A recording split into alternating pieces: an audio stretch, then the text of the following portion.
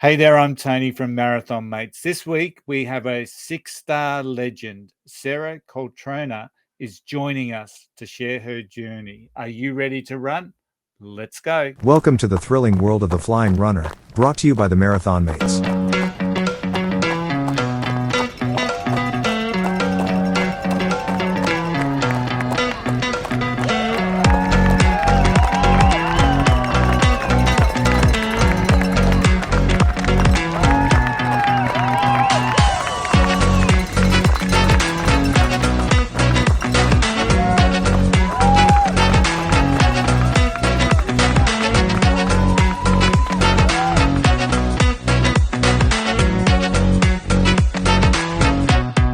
Hey there, everyone, and welcome back to the Flying Runner podcast. This is episode 10 of the Flying Runner. We're now officially in double digits. Now, this week's episode features the 6-star story of our special guest who you can see on the screen, Sarah Coltrona. How are you, Sarah? And thank you so much for joining us today.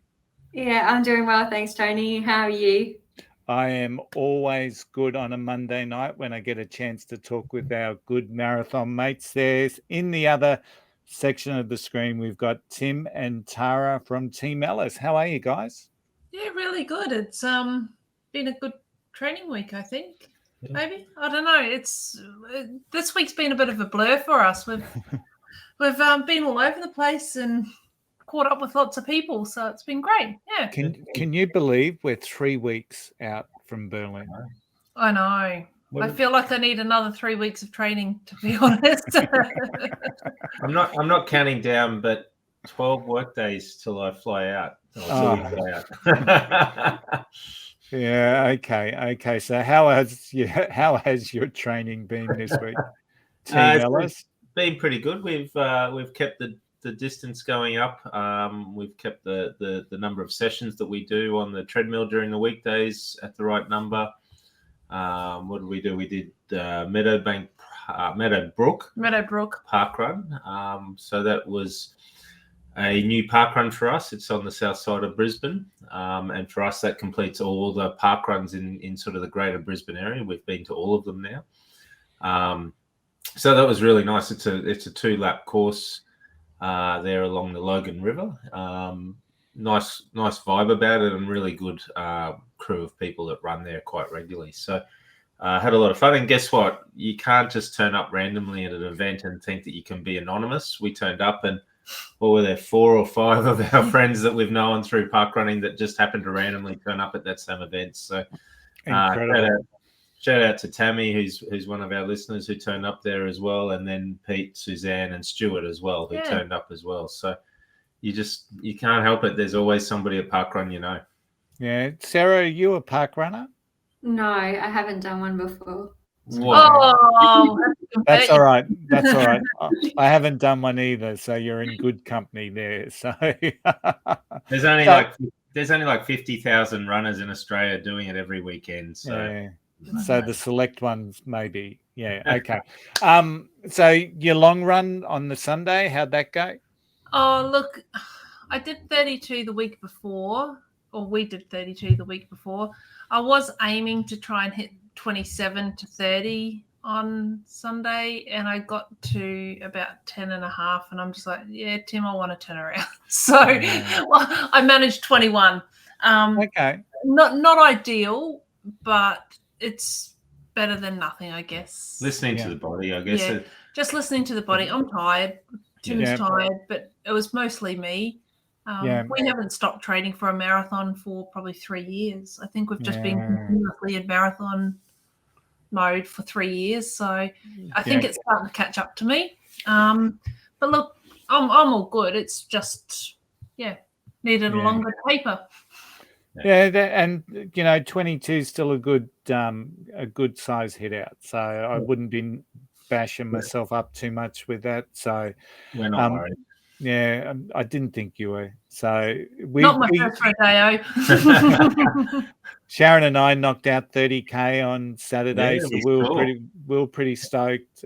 We went back over the training we'd completed in for previous marathons, and we have had a really good training run this time around in comparison. So we hit the milestones and the timelines that we wanted to. I think Sharon is really looking forward to taper, probably a little bit more than what I was on Saturday, especially. She could have started the taper right then and there. But yeah, it was a really good, like, I cannot express how confident I feel after the run on Saturday. And I shared with you how we do the compass runs. That's how we do the long runs. And hopefully there's some people out there that are giving it a crack, because it really does help from a mindset perspective. But another little tip, you know how we've talked about the red ambulance in the Coke? So the Coke, I had some empty 75 ml pickle juice bottles, and I thought, okay. So I just poured little shots of full strength Coke in them, and I put them in the back of the car in the little ice cooler that we have, so that there was the opportunity to have a little red ambulance, just a little 75 ml taste of Coke as we were going around. And I don't know if that, I think that's probably more mental than anything else, but it was such a cool thing because you know how sometimes you drink too much and you get all burpy and what have you. So, but anyway, just another little tip. So Sarah, how's the times? It was pretty good, so it must have worked. Yeah, as I said, I'm feeling really good. So we've probably got a 21 this Saturday, and then we'll do a 15, and then we're into it. So Sarah, you've been training for Chicago. So how's your training been going? Yeah, it's been okay. This last weekend wasn't that great. I had to switch around some runs because my body just wasn't feeling up to it. But yeah, so far so good. Excellent. So now, sorry, one more thing, Tony. Yeah, go for it. We started our taper on Sunday, yesterday after the long run, and as is tradition in our house, and I know it's tradition in your house as well, we did the stop by our favourite chocolate thick shake provider and got the chocolate thick shake to commence the taper with. Good for the protein, good for the recovery. I don't know if we should mention their name or not. We're still waiting for that elusive sponsorship from those who have golden arches, but we won't give their name away. But it was very nice at the end of our long run just to pull in and get those chocolate thick shakes. Absolutely. So sorry, back to you, Sarah. Yeah. All right. So now Tim asked for this last week, so here it is.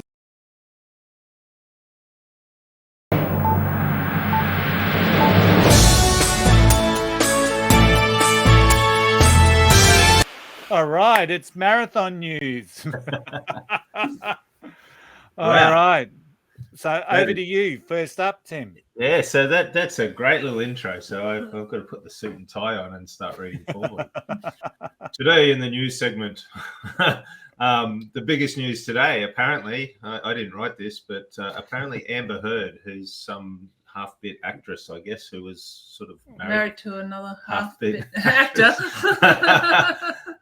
She's been training for the New York City Marathon, apparently, and somehow has hurt herself in the hip from training too much for the race. So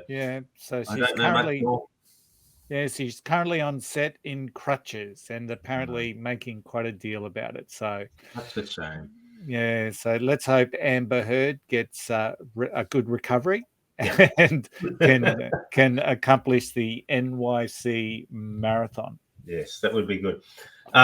In some other probably more pressing real news. Sydney has announced that they've now got 17,000 participants for the marathon. That came out yesterday. I saw on one of their social media posts. So that's great. That means they're almost guaranteed 15,000 finishes, but nothing's guaranteed in life. So hopefully, fingers crossed, they get more than 15,000. They get good crowds. It is only 2 weeks away, believe it or not, or less than 2 weeks till Sydney Marathon. And we've got so many good friends running that Sydney Marathon, and who listen to the podcast. So for all of our marathon mates running in Sydney, good luck, safe running, and enjoy they released their medal yesterday. Yes. Oh, Did you- it's a great medal. I love the spinner. It's a spinner, so Yeah. Have you can't wait seen to that, see that. Sarah? No, I haven't seen It hasn't got to WA yet. it. Yeah, our borders are still closed on that one. So yeah, it's spinner medal, so it's a bit different. I haven't seen a Mm. spinner medal in Australia at any of the sort of big events in any time soon. I know they're popular in America, but haven't seen them here in Australia. So that's a big deal, and it's actually a really nice looking medal. So Yeah. as is actually the merchandise as well. They've released some of their merchandise through the ASICS range, and it actually looks pretty good as well. So. Yeah. They're ticking all the right boxes, as we said last week. Them and Cape Town are ticking the right boxes and making themselves look like a world major, the way they're acting and behaving in social media and what they're doing out in the world as well. But it doesn't stop with Sydney. There's also an upcoming festival in Perth. So last week we talked about Adelaide, one of the other capital city marathons. Perth has their running festival on the 8th of October. Apparently, this is the marketing for it all. They say it's Australia's most beautiful run. I don't know how they judge that, but it starts outside and then finishes inside Optus Stadium, which is the brand new football and cricket stadium just on the northeast side of Perth there. It runs out and back along the banks of the Swan River. They have options of 4 kilometre, 10 kilometre, half marathon and full marathon distances, and for the wheelchair distances they have 4 and 42 kilometre races. It actually looks a really nice course. It does, doesn't it? Have you done that, Sarah? No, I haven't done it yet. I think the first time they held it, I was in Chicago, and then this year I'm in Chicago again. Well, we'll have to do it. I know there's a couple in WA. There's one on Rottnest Island as well. That's a popular one. And there's a few others over there as well, down in Margaret River and other places as well. So, but that's not the only one at that time. There's another one on the East Coast in Western Sydney. The Western Sydney Marathon is held on the 8th of October as well, out at Penrith at the International Regatta Centre. That's where they held the rowing and canoeing events for the Olympics in 2000. This one actually sounds a little bit boring, but it's a loop course. Each loop is 10.6 kilometres, and when you times 10.6 by 4 loops, you get 42 kilometres, 0.2 kilometres. So it would be interesting for the first loop, maybe the second loop, but anyway. I don't know. We've done Noosa Marathon like that, and it does your head in. It does do your head in. So that's coming up as well. So there's some big ones coming up in Australia. In addition, I guess it's going to be a busy couple of months. We're sort of heading into the last of the major sort of marathons here in Australia as it warms up for summer.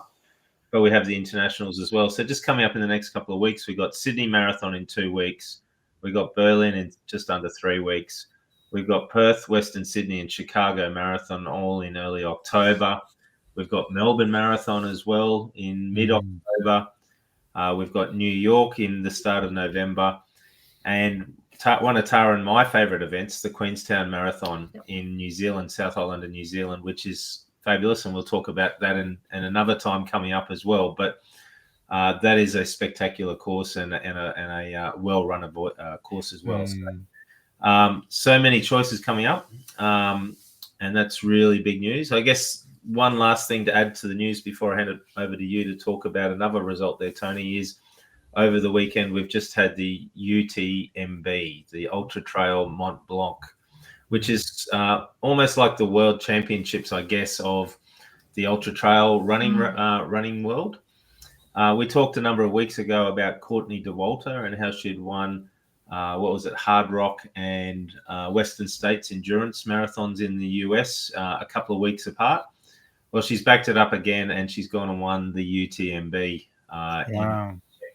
Not only did she come first for the female, she came 10th overall in combined men's and women's competition, and she passed many top-rated and top-seeded ultra trail running men in the field. So again, one of those events. It runs through France, Italy, and Switzerland, I think. It runs through a couple of countries there, but it's pretty phenomenal. If you haven't had a look at it, go and do a YouTube on UTMB. It's quite a big one in the trail running world. I think I'll be happy just to watch that one, Tim. So if you Boston's got some hills, this one's got just a little bit more. Over 100 miles or whatever it is that they run. It's pretty full on. I think any race that's got an ultra in front of it sort of is one I'm going to shy away from. So. But one I do want to do is called the Dubbo Stampede. And they ran it at the end of August, so the results are out. They call it the Rhino Rumble, and I just love the concept of this particular race. They're the oldest major running festival to run through a zoo in New South Wales, and it's Dubbo's Taronga Western Plains Zoo. And you get to run through apparently many and see many animals. So really exciting event. It's one that I actually really want to do. It sounds unique and it sounds like a little bit of fun, although the course itself may sound a little boring.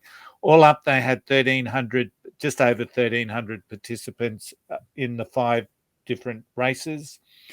And of that, they had 40 entrants. Yeah, you heard me, 40 entrants in the marathon. And just to give credit where credit's due, the winner of the men was Mitchell Smith at 2:58. Scott Brackenridge came second in 3:08. And John Morris came third in 3:13. The women was won by Lucy Corter at 3:26. Gabriel Meredith at 3:28 got the silver, and Robin Scott at 3:52 got bronze. And I just sort of wonder if they'd go a little bit quicker if the rhinos were let loose or something. I'm not sure. But it is something. Yeah, it gives you a little taste. What's the one? The Big Five, which is another one in South Africa. Where you get to run through a game park with the Big Five. So leopards and lions and elephants and rhino. Yeah.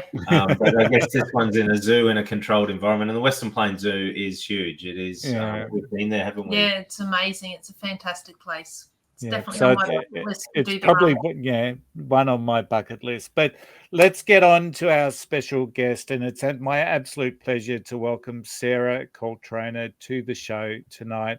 I met Sarah at Boston, and the story of that meeting is probably one that doesn't fill me with a great deal of pride, I guess, because when I met Sarah, she was a young-looking lady, and I'm the old fella, and the first words that come out of my mouth was, "Is this your first marathon?" to which Sarah said, "No, this is my 6th one." So, in hindsight, we're doing Boston. There's people doing their 6 stars. It's usually not someone's first marathon. So, Sarah, I do apologize for that absolutely stupid question that I asked you when I first met you. By my calculations and going through the Abbots Hall of Fame and looking at, you're one of 126, but I reckon you were number 108 Australian female to win the 6 stars. So well done and congratulations, and thanks for joining us. Yeah, thanks very much. So the first question we always start off with is, tell me, when did you first start getting into running and why? I was volunteering with St. John Ambulance at the time, and it was probably about 8 or 9 years ago. They were putting together a team for the Mother's Day Classic, which was an 8K fun run. And at that time, that was the furthest I had ever run. But yeah, after I finished that race, and I just got addicted to the race day atmosphere and, of course, the bling that comes with it. So yeah, from there I stepped up to a 12K, then a half marathon, and then eventually the London Marathon. So your first one was a major marathon? Yeah, there's another funny story behind that one. My auntie showed me a fundraising group, and that was how I entered the London Marathon. So I raised, I think, $9,500 for the Australian Cancer Research Foundation. Oh, wow. It was pretty tough. Like marathon training is quite hard in and of itself, but add together like trying to fundraise that amount of money is it was quite challenging, but it was also very rewarding knowing that my training was going towards a worthy cause, and it kept me accountable in my training. Absolutely. That's a really great way to start your marathon, I guess, because you have got something to work towards as well. So yeah, well done. That's amazing. Thank you. So you're training for Chicago now. What are your plans for the event? Because this is obviously you've done your 6 stars. Is this what's your plan for Chicago? I am training for a sub 4 hour. Haven't hit that target yet, so I'm going to try in Chicago. And if I don't get it, then I'll just keep on trying until I do. But yeah, it's a good place to try and get that sub 4 hour because it's a flat course and it's got amazing crowd support. So I think I can hopefully get there. You'll get it if you want it enough. You'll get there. I can tell you that. Yeah. So you mentioned before you love the bling. I guess that's one of the motivations for chasing the 6 star. Is there any other sort of motivations that got you going towards moving beyond London to the other events to get towards that 6 star? I didn't even know about it, to be honest. I was in the London Marathon and my brother pointed out the exhibit for the Abbott tent, and at that time I thought London was going to be my one and only marathon. Turns out it wasn't. When I was in the New York Expo, that was my second major. And then I was like, yeah, this is something that I can work towards. And it seemed like a good goal to achieve. Yep. And out of, I guess, all the marathons you've done and other running events, do you have a favorite one? I think they're all special in their own way. I think Berlin and Chicago are probably up there. Those are where I got my 2 PBs. But there's also the Dopey Challenge was amazing, running around Disney World. Yeah, we've done that one. It's amazing, isn't it? Yeah. Getting to run through the castle, and I think it's magic. I don't know, that main street in the castle is it's amazing. And did you get to run down Main Street and into the castle while it was still dark or after sunrise? Yeah, so the day of the half marathon, we did that while it was still dark, but on the day of the marathon, it was light by the time we went through. So a bit unfortunate, but I guess that's a reason to try again. Just for Tony and the other listeners out there, it is very special to run down Main Street and then into the castle. And you see when it all it's lit dark up. And it's all lit up and all the lights are all on. It's pretty special. I can imagine. So everyone keeps talking about this Dopey Challenge. So that might be something that I tack on after doing the Rhino Rumble, maybe. I don't know. So Sarah, you're chasing PBs and for Chicago, but I thought you were just going so you could point your name to get a photo of you pointing to your name on the Abbott 6-star board. So that rumor is incorrect? No, that's true as well. Yeah. I think it will be pretty special to see my name up there. Some people might think it's a bit excessive, but I think it's going to be pretty special. Yeah, we're all planning to do it. So you've worked hard for what you've achieved. You deserve that victory lap. That's what we want to call it as. So well done. Yeah, absolutely. Now, meeting you at Boston, I was blown away by your plans after Boston, and of course, after getting your 6-star medal. What did you do? Almost like a week after the Boston Marathon. What were your plans? So it was 4 days in between Boston and the Nashville Marathon, which was a little bit crazy, especially given that Nashville is quite a hilly course. It wasn't pretty, but I got it done. So finish lines, not finish times. Yeah. Yeah. So what was it about that drew you to Nashville? I'm a fan of country music, and I thought I really wanted to go back to Nashville, and I thought, well, I might as well do a marathon while I'm there.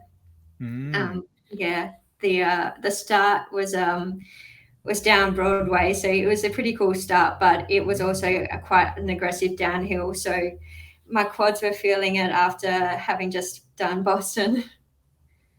They would have been. So just walk through some of the key areas of the Nashville course. I don't want to relive bad memories, but I'm sure that there would be, what are some of the sites that people see doing because it's got a reputation as the Nash Hills Marathon, doesn't it? It's sort of, yeah. So, but there must be some sites that you go past. So for all those country music fan listeners that are tuning in. So the start is down Broadway, so that's where all the honky tonks are, all the bars. And then you kind of run through the city and down where all the recording studios are. And then it was kind of an out and back around the lake, and there were just no good memories from there. So tell us, Sarah, Americans are very big into their bling and obviously chasing the bling. What was the bling for Nashville? Was it a medal in the shape of a blues guitar or something like that? Yeah, I think on one side it had a guitar and on one side I had a boot or something like that. and no doubt it was like the size of a dinner plate or something like that. Yeah, it was a pretty decent size. So I guess with your country music, is that why you're such a Swiftie fan? Is that where that originated from, or? I think, I was listening to Taylor, and then in 2020 when we were all in lockdown, I got into country music. So it's just really enjoyable. I really love listening to it and getting to see it live. It was really cool. Cool. Are you going to see her when she comes out next year? I'm trying, Tim. Tickets like that are like rare as, aren't they? It's very hard to get. So they sold out. If you are listening, and I know Taylor does listen to our podcast. If you are listening, Sarah might need a ticket when you're in Australia, hey? For your backstage pass for her, please. We're trying. We're trying to get Golden Arches. We're trying to get Taylor Swift. I don't know. Now, we ask this question of all runners because I think it's an important part of understanding the psyche of what goes on inside people's brains when they're running. So with running, there's always moments where it gets tough, whether it's on the hilly sections of a course or during training and you have long training runs by yourself or it's cold and miserable. How do you motivate yourself when things get a little bit tough in training or during a race? And what are the sort of tips and tricks you can share with some of the listeners? So we'll start with the training runs. I always know that I've got a holiday at the end of it. So that kind of always helps me get through a training run. In terms of race day, the way I structure my playlist is one person that I dedicate the mile to and 3 songs. So I've got, that's how I work my way through the marathon. It's just focus on that 1 mile that I dedicate to friends and family, and those 3 songs just help me get through that mile. Okay, so you pre-program your playlist beforehand. Yeah, I do. You want to hear, and then the ones you want to dedicate to people that you're aware of back home that have helped you get to where you need to go. Yeah. Okay, that's pretty cool. Yeah, that's a great idea. That sounds far too organised for me, Sarah. but I'm sure that there are going to be people listening to that say, wow, I need to do that, because there's a lot of sense in that. So the distractionary thing too, I think, if you're struggling around that sort of 30k 32k's and you've got 3 songs that that are coming on, and that they're for somebody that you're thinking of back home, it takes your mind off that boring section of that course or that bit where you're feeling a bit of pain, and you just start to think of those people. I get the concept. I actually think it's pretty good. Yeah. I just don't know if I can time my playlist to those mile markers along the way. Not when you're running with me.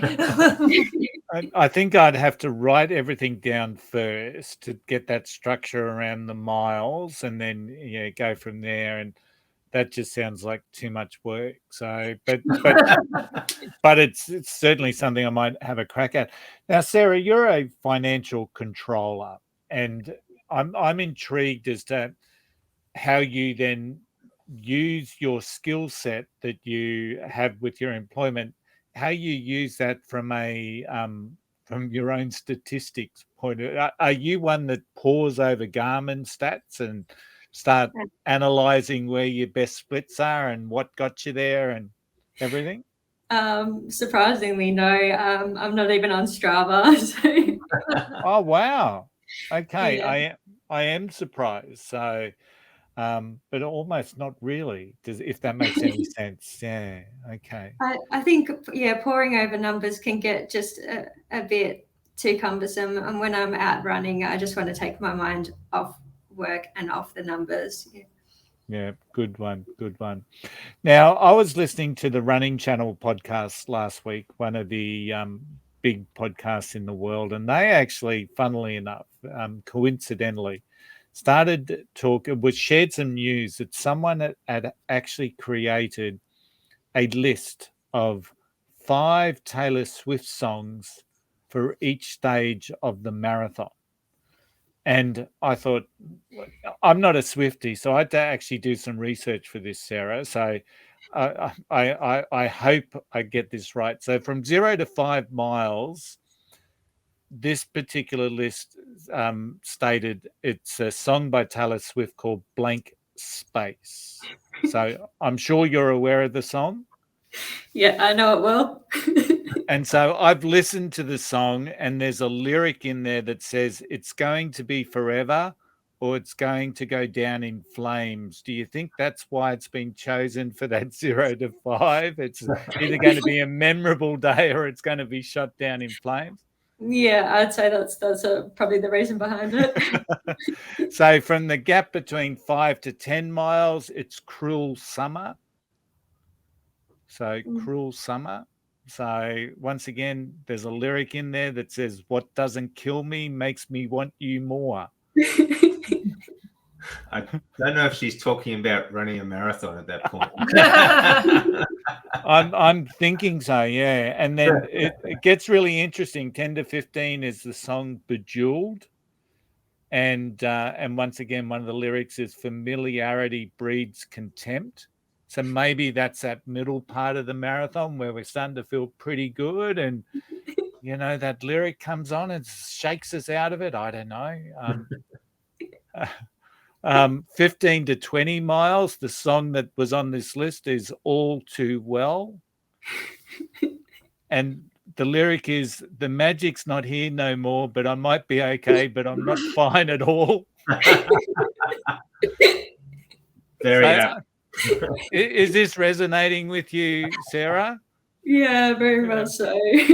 And actually, funny enough, there was a sign in Boston that said your pace is greater than All Too Well 10-minute version.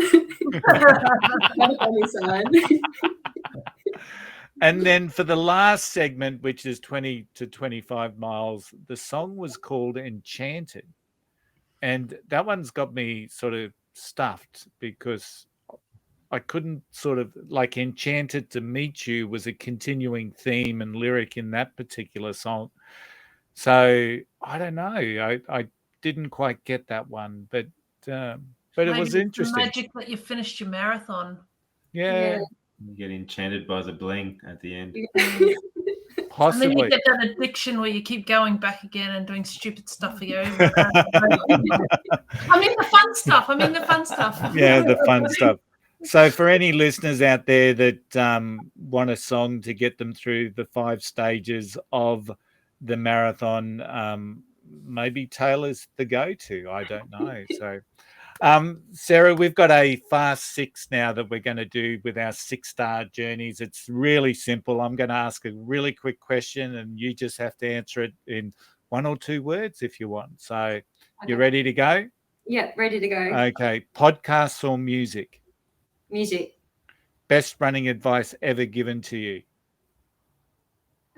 When you're going up a hill, don't look down. Oh, okay. We might pick up on that once we've done that. That's interesting. What advice would you give to someone starting out running?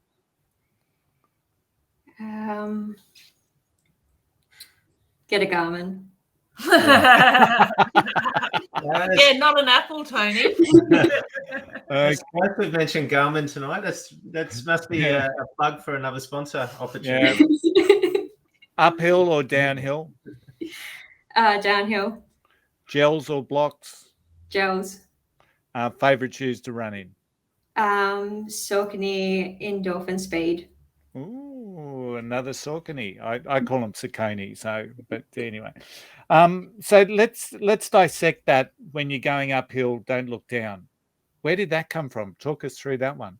It was from someone I met at the Big 5 marathon, and he just said, like, just don't look down, just keep on looking ahead, and it will help motivate you to get to that top of the hill. And Big 5 has quite a decent hill in it. It also, I've heard that advice before. We do a bit of hill work on our park run as well, and it's true. If you're looking down, you tend to be crushing your throat area down a little bit, and you're not getting as much air into the lungs. Keeping your head up gets the air into the lungs. It keeps the oxygen in and helps you keep going. It also keeps your form going all right as well. So good advice. And if you run with him, then you've always got his head to watch, which is like always 100 meters in front of me anyway. So, yeah. At the top of the hill, you're probably a kilometre in front of me. Yeah. I love Chris Ford from the Long Run podcast, and he always says, don't look down because there's nothing down there that's going to help you. Yeah. So it gets people looking. Sarah, thank you so much for joining us tonight. Any final questions? Yeah, go for it. So you got Chicago in 4 or 5 weeks' time. 5 weeks? Have you thought about what might be next after that, Sarah? I think I'm just going to take a bit of a break. This will be the 3rd marathon this year, and my body's starting to feel a bit. And heading into summer, I'm not really keen on training for a marathon right now. Maybe this time next year I'll pick it back up. Yeah, no, I hear you. We're the same. This will be our 3rd marathon. It's just been continuous training for us this year, and as Tara sort of said earlier, that it's been a couple of years non-stop. So we'll do the same for a month or two. We'll go into sort of hibernation before we start to plot out the plan for the next event after that, which we already know about, but we'll let everyone know after Berlin what that is. Absolutely. I think it's a really good idea, and we really need to listen to our bodies. And during the week, there was a little bit more news about one of the runners that succumbed in the Gold Coast Marathon with just pushing themselves too hard and ended up with absolute, that I've forgotten the name of it, Tim, you probably know, where the muscles start flooding the body with potassium, I think, if I remember rightly. And it starts with R. Rhabdomyosis, I think it's called. Yeah. It comes out of nowhere, but I'm guessing that listen to your bodies, and if your body's sort of saying maybe the long run's best to be done next week, maybe listen to it every now and again. So thanks for joining us tonight, Sarah. It's been a real, I hope you've enjoyed it, but I hope you've also shared, people have found Sarah's journey inspiring. She is she's younger than me, so everyone's younger than me, but she does looking very, very young. When you look at Sarah's times over the events, 4:16 was Berlin, so that's a pretty quick time. And as we mentioned last week, you finished it with a 4:39 at Boston. So, and that's a great effort. So, speaking from someone who finished Boston in 6:05, if someone had, I'd quit my job and turn pro if I ran 4:39. So, hey, Sarah, what advice have you got for us for Berlin? Just enjoy it. It's a really great course. There's lots of landmarks along the way to keep you going. The crowd support's pretty amazing. And then the finish line, running through the Brandenburg Gate, it's not quite the finish line. I think it's like 400 meters. So don't think that you're crossing the line.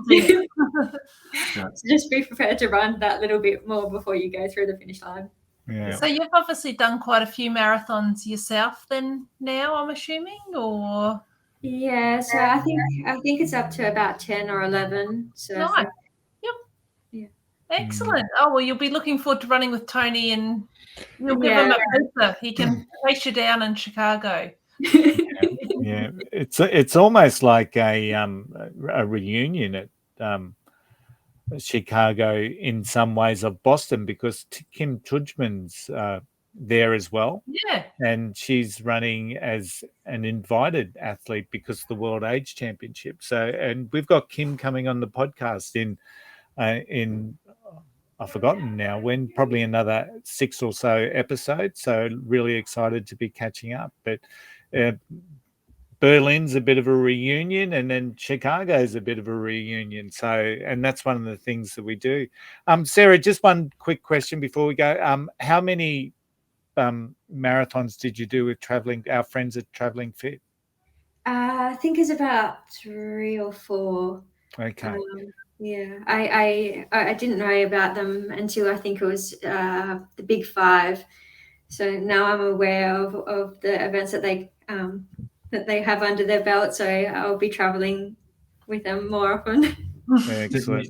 You see, during the week they had just the weekend just been, they had Marathon de Medoc, and they had all the photos and videos on their website as well. Yeah, so, of the feast. Yeah, Michael Walton was on a couple of weeks ago on our podcast here and was describing the event. So if you are interested, all the photos are up on the site at the moment, and the Feast of 1,000 Plates, I think they call it, and you see some pretty cool costumes as well from some of the runners who've dressed up in the theme, which was, what did he say? Gastronomy. Gastronomy, yep. So, yeah. I just like the hydration stations. Yeah, it'll be an interesting one to do. So, Sarah, thanks for joining us. I'm sure that you've inspired many people to follow your path to the 6-star journey. Now, the next thing I'm going to say is going to disappoint some people. I've got absolutely no doubt, but we have made a change, and it's been very hard for Tim to be funny every week. So we've made a slight change, and it's that time of the week that we're now going to call Tim's Tip. It's a shame. It's a shame that we're not doing the jokes anymore. No.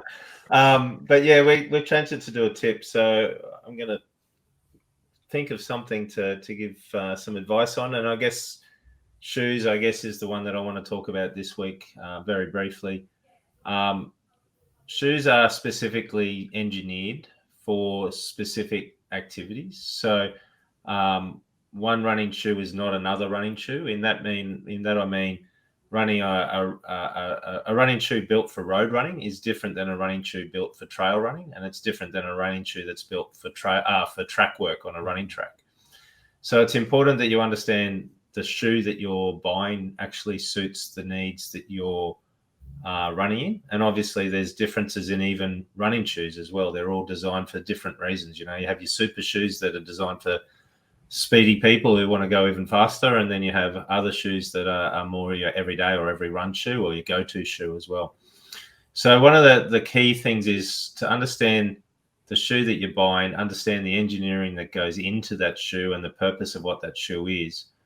And the really important thing is really understanding how far you should be running in those shoes before you throw them away. And I see it from a lot of runners that they hold on to their shoes for far too long. And as a result of holding on to those shoes for far too long, it can be a source of injuries. And those injuries occur because the engineering in those shoes give away. So what happens is the foams tend to break down over a period of time.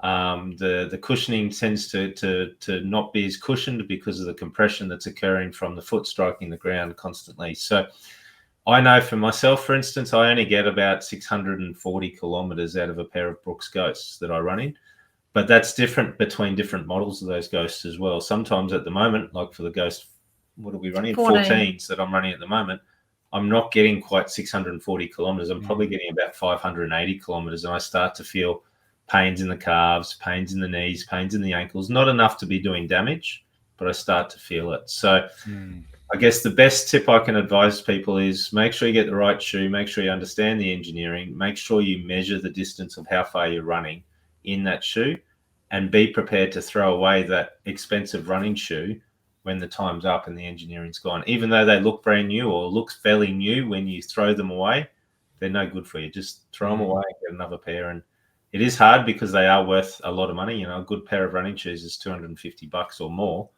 But it's important to understand that. It's so important. We saw yesterday somebody walking out at Shorncliffe where we do our run, and they were running in Vaporfly.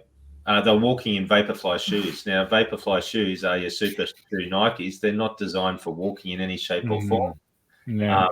And they only have a limited lifespan of, 2 or 3 marathons for most of them. That's it. And you only wear them in your races and no more. So, and in saying what Tim's saying with throwing them out, don't actually necessarily throw them out. No. You can use them for your walking shoes, or easy runs or easy walks. But there's also a lot of places and charities in need of those shoes that will still get a lot of wear and use out of them. So I've just given away to the guys at Travelling Fit when they did their Outback Marathon a whole heap of my running shoes that are no good for me personally for running because I hit the road and I'm running hard. But these guys can still wear them to school. They can still use them as footwear for quite some time. So don't actually throw them away if you can think of a nice charity that may be able to help them. Just wash them, give them away. Don't have to be thrown away, as Tim says. No, thrown away is a term. Yeah. But, and do it in a sustainable way where you can be reused by somebody else, or even if they can be broken down and recycled into a new shoe or something else that's beneficial. But Absolutely. The shoes are the thing that hit the ground and the thing that take the impact. Make sure you pay attention to it. You get the right ones. And track. All righty. So next week, Tara, what's coming up on next week's episode? Oh, I'm really looking forward to next week. So next week we've got another one of our marathon mates. We've got Aisha. So Aisha, we first met on our Travelling Fit tour in London. Yep.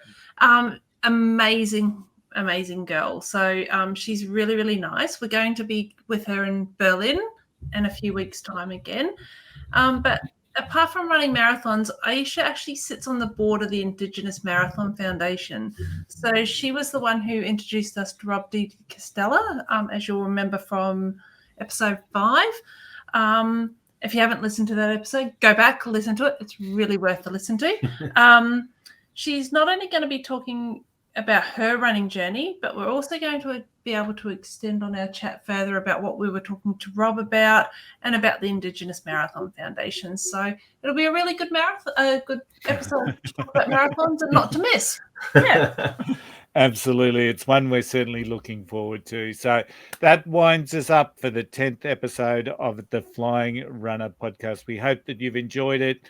If you did enjoy the podcast, please like and subscribe wherever you've listened or watched the episode. Of course, video is available on Spotify and YouTube, and audio can be found on Apple, Amazon, and Google Podcasts, as well as many other podcast platforms. Once again, a huge thank you to Sarah for sharing her 6-star journey with us tonight. Absolutely inspirational, and it's just great to see you again, Sarah. It's always nice to catch up with old friends. And for everyone out there, remember, every step forward is a victory. Lace up, hit the road, and we'll catch you on the next episode. Until then, happy running. Happy running. Running.